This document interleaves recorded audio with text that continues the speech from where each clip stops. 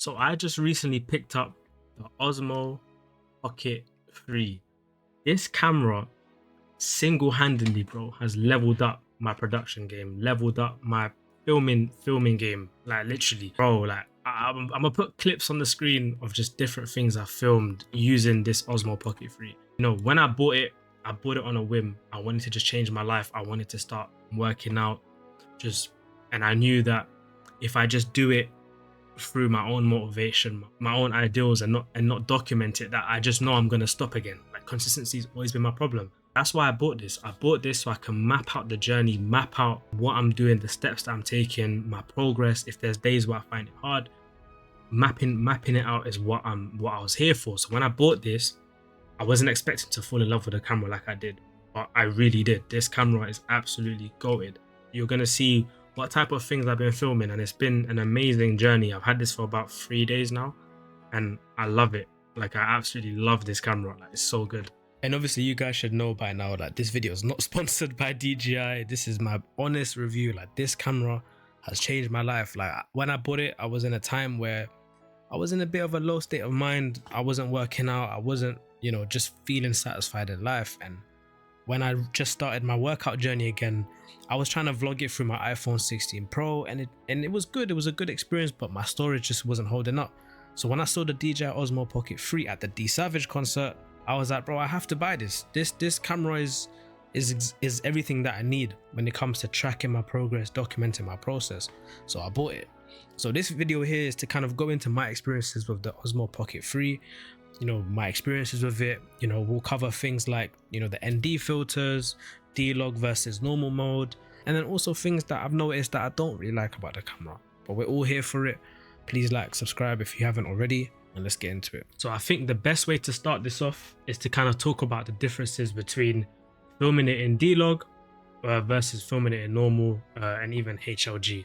I don't really use HLG, I'm not gonna lie. It's either D-Log or normal. There's a few stigmas between both of these color formats, and it's kind of situational to what you need it for. But I remember when I first bought the camera, the first thing I cared about was making sure I got the best looking footage as possible, downloading all of these different LUTs, making it look cinematic, and making sure I film everything in D-Log. But gotta consider the fact that this camera, this Osmo Pocket 3, is intended for you to pick up and film.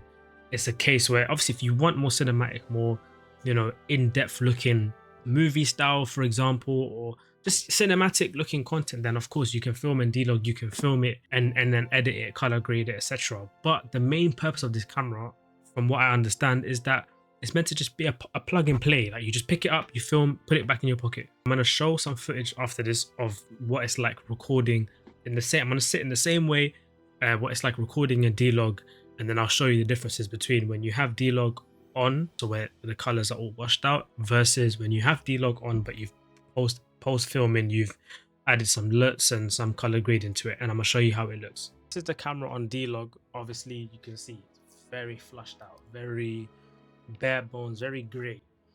That's when you would obviously go in and color grade it, and you know what, I'm gonna show you right now. This is how it looks when it's color graded. Of course, when you color grade and you add LUTs and everything like that, the purpose of filming in D-Log is to set that canvas. But sometimes you just don't want to do that. Sometimes you just want to be able to quickly pull out the camera, record something, and you might want to send it to your phone using the DJ Mimo app. And if you're recording in D-Log, you're going to send the washed footage to your phone. And it's like if you wanted to, let's say, make a quick TikTok, like as you would with your phone, just quickly record talking, right, whatever you want to say, it's best to just leave it in normal for that. Aside from that, this camera is absolutely amazing. I'm gonna do some test shots and I'm gonna show you what other kind of shots we've done with this camera, but genuinely it's amazing, and then we'll review some pros and cons about it as well.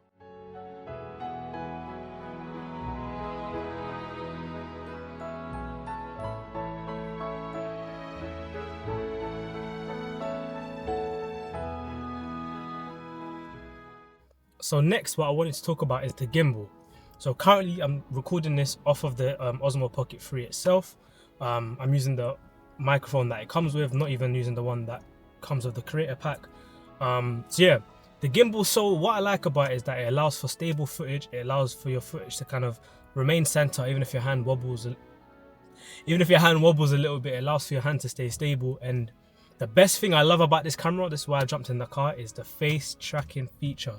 Watch this. Like, bro, it doesn't get any better than this, bro. You know, and that's what I love about this camera. Like, you know, people say, you know, that a gimbal is an elite stabilizer. Obviously, it is technically more fragile than, like, for example, another camera in the DJI line, which is the Action 5, but it allows for stable footage. And, you know, where, for example, the DJI Action 5 has a digital stabilizer, this camera, the whole point of the gimbal is for stabilization. So you can record footage, you know, recording the scenery, and the gimbal will move in a way where it's like synchronized and coordinated. And the best thing about the AI tracking feature is that it almost feels like someone's recording you. So you know the kind of angles that you'll get when someone's recording you with the camera? AI tracking mimics the same type of effect. The way you can even maximize this and make it even better is if you use a tripod. Currently in this footage that you see, I wasn't using a tripod.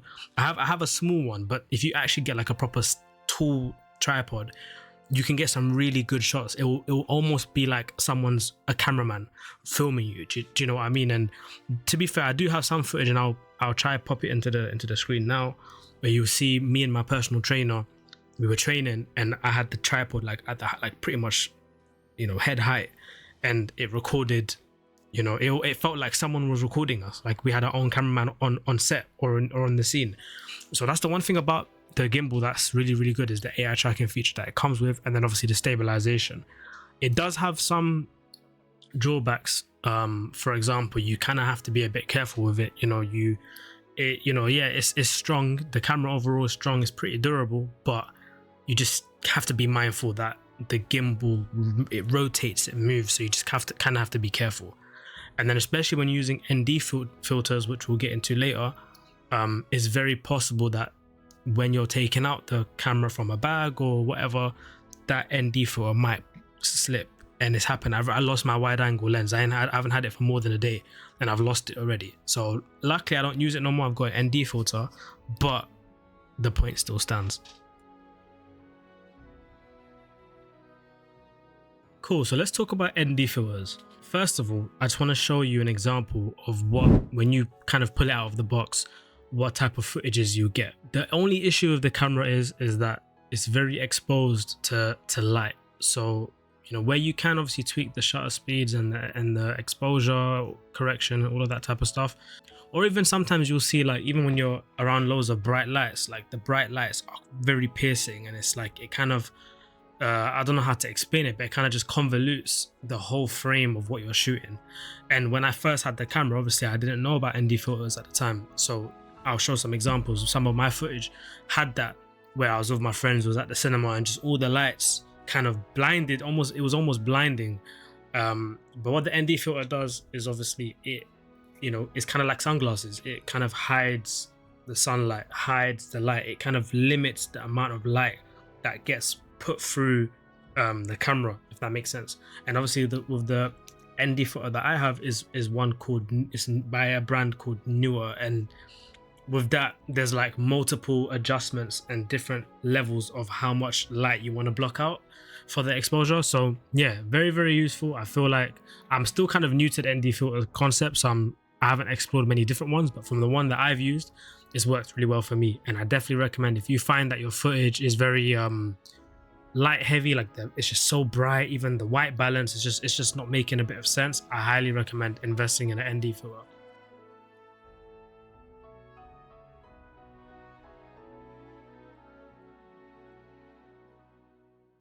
Cool, coming up next, I wanted to talk about some of the camera settings. So as you know, the Osmo Pocket 3 comes with a various range of settings that you can do and you can tailor to get the best out of your footage. Currently, where I've got my settings set up, I've got it set to 4K 30 frames per second. I think for me that's just the most optimal. Depending on what I'm recording, if it's a TikTok video or Instagram Reels or just anything that's 9:16, I'd film it in vertical. And then if it's anything that I need for YouTube or even LinkedIn or just something a bit more long form, then I would record it in horizontal. Initially, when I first got the camera, I had you know, I watch all these videos on the best settings, best, you know, white balance settings and exposure settings. But currently I'm recording this on Friday the 19th of September, and I've currently got everything on auto. I've got my exposure on auto, I've got my white balance on auto, I've got everything pretty much on auto, and I'm even using color mode normal. And the last few shots that I've recorded, which you'll see on the screen now, they've all been on normal and they look pretty great, and I can still color grade them, I can still add looks to them, you know, where especially the footage that I've just shown, that's for running. So when I'm running, I don't really want to, you know, put it in D-Log and have to go into my editing software and add a look. Like, I just want to be able to record and keep it moving, sometimes even send it to my phone. So yeah, these are pretty much the basic settings. There is another section for settings as well, which is like if you swipe down from the top of your screen, you'll see some more settings, but these I've pretty much left them as is, or I've just tweaked them to my own personal trace. So it's very kind of up to you what you want to set those to. But when it comes to like the resolution and stuff, again, it just depends on what you want to film. If you want to shoot slow-mo shots, then maybe it's recommended to do 4K 60. If you want to just shoot regularly, I'd recommend 4K 30. Some people do 4K 24 frames per second, but again, I think that's just personal choice. I don't really see a difference, me personally. So yeah, man, I'm back again. Sorry, this has taken me a few weeks to record, as obviously I had to get like my footage and stuff. But yeah, just to summarize, man, this camera's been a blast to have. Like, I hope this video was useful in terms of the different settings that I used, and just like how to kind of maximize the camera and just kind of, you know, use it how it's intended, by not, you know, necessarily overthinking the color grading and the post filming processes. Like I said, it's all subject to what you want. If you want a really nice video or a really nice, well put together video, then yeah, cool, you can do all of the things like recording in D-Log and stuff. But the whole purpose of this Osmo Pocket 3 is to just pick up and film, you know, and I think they've made it very easy to do that. So yeah, I hope you guys enjoyed the video. If you do like it, leave a like, comment, subscribe. I can also talk about like accessories and stuff. I've left that out, but if you want to see a separate video on like the different accessories that I'm using, because I've got quite a few, I can make a video on that as well, and like the mics that are like best to use with it and stuff like that, for those that are trying to make, you know, content, whether it's vlogs and whatnot. Let me know. I do post vlogs from this camera, so if you want to see my actual footage of this camera, follow my TikTok above, Natty Strife, and my Instagram. I post a lot of my gym, kind of documenting my process. I do little edits and just more day in the life type stuff. So if you want to see that, definitely follow those two socials above. But yeah, man, leave a like, comment, subscribe. Been your boy Strife. I appreciate you guys, man. Take care.